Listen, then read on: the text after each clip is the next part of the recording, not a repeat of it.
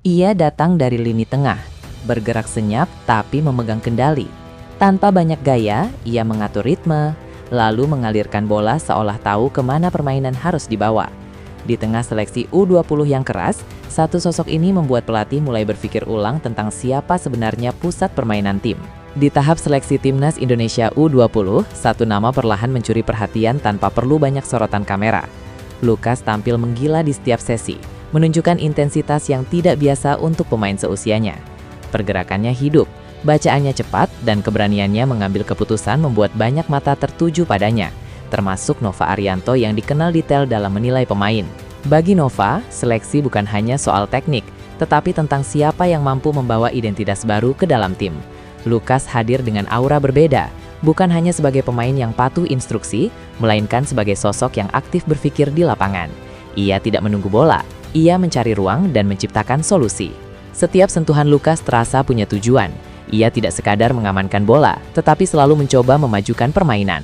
Dalam skema latihan yang ketat dan penuh tekanan, Lukas justru terlihat nyaman, seolah ritme cepat adalah habitat alaminya. Jika Lukas benar-benar terpilih masuk skuad Timnas U20, banyak yang percaya ia akan membawa warna baru.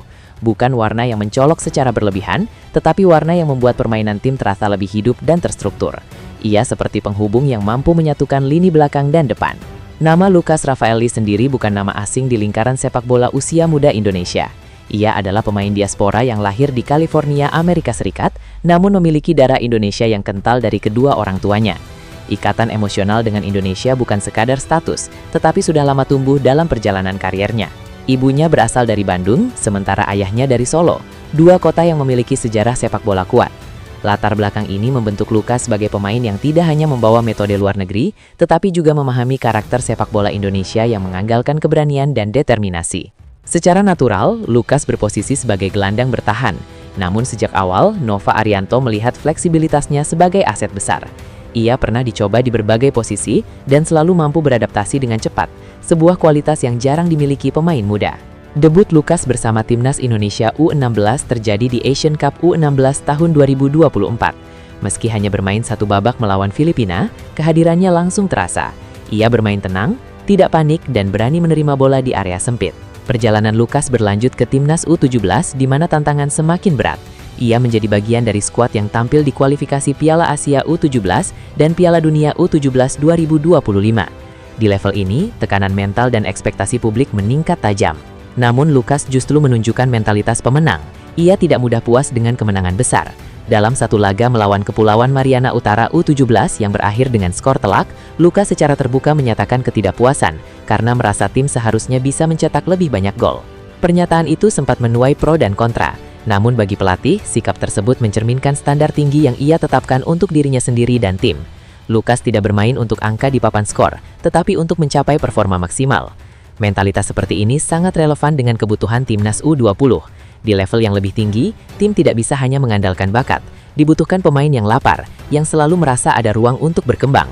Lukas juga dikenal disiplin di luar lapangan. Ia pernah harus absen membela Timnas U17 di Piala Asia karena kewajiban mengikuti ujian sekolah nasional di Amerika Serikat. Keputusan itu menunjukkan bahwa ia mampu menyeimbangkan pendidikan dan sepak bola dengan tanggung jawab penuh. Bagi sebagian pemain muda, situasi seperti itu bisa mengganggu fokus. Namun Lukas justru menjadikannya pelajaran. Ia kembali dengan mental lebih matang dan perspektif yang lebih luas tentang karier jangka panjang. Dalam hal teknis, Lukas adalah gelandang serba bisa. Ia dapat bermain sebagai CAM yang mengatur tempo, CAM yang menusuk ke depan atau CDM yang menjaga keseimbangan tim. Fleksibilitas ini membuat pelatih memiliki banyak opsi taktik. Tidak jarang Lukas juga dimainkan sebagai bek, terutama ketika tim membutuhkan pemain dengan kecerdasan posisi dan postur yang memadai. Ia membaca permainan dengan baik dan tahu kapan harus naik, kapan harus bertahan. Kelincahan menjadi salah satu keunggulan Lukas. Meski memiliki postur yang cukup ideal, ia tetap lincah dalam duel 1 lawan 1. Kombinasi ini membuatnya sulit dilewati dan efektif dalam transisi bertahan ke menyerang. Dalam berbagai turnamen usia muda, Lukas sering dipercaya sebagai starter. Kepercayaan itu bukan datang begitu saja, melainkan hasil dari konsistensi dan pemahaman taktik yang matang untuk pemain seusianya. Di seleksi U20, Lukas terlihat semakin matang. Ia tidak lagi sekadar mengikuti arus permainan, tetapi mulai mengarahkan. Komunikasinya aktif, gesturnya tegas, dan ia tidak ragu memberi instruksi kepada rekan setim. Nova Arianto dikenal menyukai pemain dengan kecerdasan bermain tinggi. Lukas masuk dalam kategori itu. Ia bukan tipe pemain yang hanya mengandalkan fisik atau teknik, tetapi mampu membaca momentum pertandingan. Kehadiran Lukas juga memberi dampak psikologis. Pemain lain terdorong untuk menaikkan level permainan karena tempo yang ia bawa. Dalam latihan, intensitas meningkat setiap kali ia berada di lapangan. Timnas U20 saat ini sedang mencari identitas baru. Transisi dari level U17 membutuhkan pemain yang siap secara mental dan taktik. Lukas berpotensi menjadi jembatan penting dalam proses tersebut. Jika diberi kesempatan, Lukas bisa menjadi simbol generasi baru yang memadukan disiplin sepak bola modern dengan karakter khas Indonesia. Ia tidak kehilangan akar, tetapi membawa perspektif global.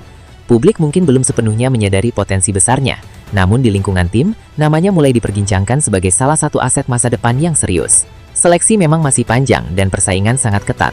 Tidak ada jaminan bagi siapapun, namun performa Lukas sejauh ini memberi sinyal kuat bahwa ia bukan sekadar pengembira. Setiap sesi latihan adalah ujian konsistensi. Lukas menjawabnya dengan kerja keras, bukan kata-kata. Ia tahu bahwa tempat di timnas tidak diberikan, tetapi diperjuangkan. Jika akhirnya ia masuk skuad final, keputusan itu akan terasa logis, bukan karena status diaspora atau belakang luar negeri, tetapi karena kualitas yang ia tunjukkan di lapangan. Timnas U20 membutuhkan pemain yang berani berbeda, namun tetap menyatu dengan sistem. Lukas berada di persimpangan itu, siap membuktikan bahwa dirinya layak melangkah lebih jauh. Perjalanan Lukas masih panjang, seleksi ini mungkin hanya satu bab kecil dalam karirnya. Namun dari sinilah fondasi besar bisa dibangun, dengan kerja, konsistensi, dan mental juara. Dan jika suatu hari publik melihat Timnas U20 bermain dengan tempo lebih cerdas dan tenang, mungkin nama Lukas Rafaeli akan dikenang sebagai salah satu awal perubahan itu. Bukan tipe pemain yang sibuk mencari tepuk tangan, ia justru bekerja di area yang jarang disorot kamera. Setiap tackle, setiap umpan pendek, dan setiap pergerakan kecilnya menjadi fondasi yang membuat pemain lain berani maju lebih jauh. Semakin lama sesi berjalan, pengaruhnya terasa semakin besar. Tempo latihan berubah, alur permainan lebih rapi, dan kesalahan-kesalahan kecil perlahan berkurang. Tanpa komando berlebihan, ia memimpin lewat contoh dan konsistensi. Di level ini lini tengah bukan hanya soal kuat atau cepat, tetapi tentang siapa yang mampu berpikir satu langkah lebih dulu. Sosok ini menunjukkan kedewasaan yang jarang terlihat, membaca situasi sebelum lawan sempat bereaksi. Jika sepak bola adalah tentang keseimbangan, maka kehadirannya adalah penutup yang sempurna. Tidak mencolok, tidak berisik, tapi ketika ia ada, permainan terasa utuh. Dalam tekanan tinggi dan persaingan ketat, ia tetap tenang. Bola datang, keputusan diambil, dan permainan kembali mengalir. Tidak ada gerakan sia-sia, semua dilakukan dengan tujuan yang jelas dan penuh perhitungan.